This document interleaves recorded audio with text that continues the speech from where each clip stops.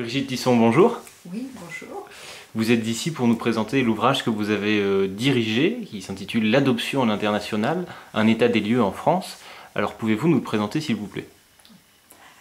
Alors, ce livre a comme origine une histoire qui est liée à ma trajectoire.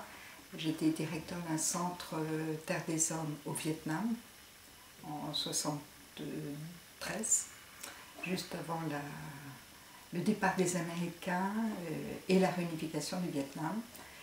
Et je me suis trouvée donc à diriger ce centre et à accueillir des enfants métis, donc enfants d'union éphémère, comme on dit, entre des GI, des soldats américains, blancs ou noirs selon, et des jeunes femmes vietnamiennes.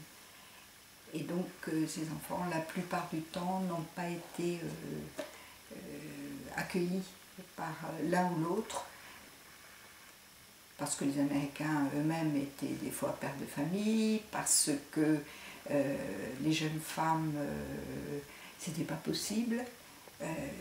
Et donc j'avais déjà publié des photos, et ces photos m'ont fait reprendre contact avec des jeunes qui ont été très contents du livre.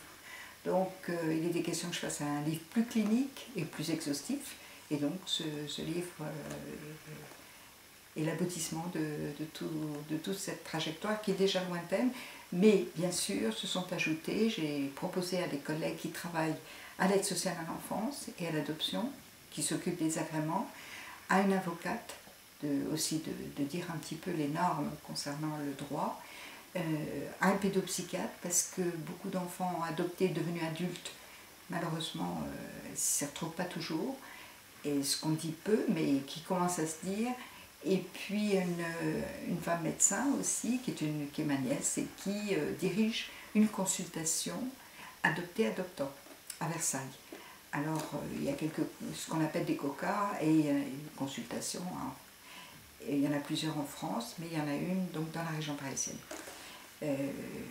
Et puis j'ai laissé le témoignage d'une de mes amies qui est du Brésil, alors c'est un petit peu hors norme, et qui est professeure à Sao Paulo et qui a adopté elle-même un enfant du Brésil. J'explique dans un chapitre comment on adopte dans les différentes cultures, compte tenu qu'il y a une fermeture un peu et une chute dans l'adoption d'une manière générale, ce qui peut être un bien aussi.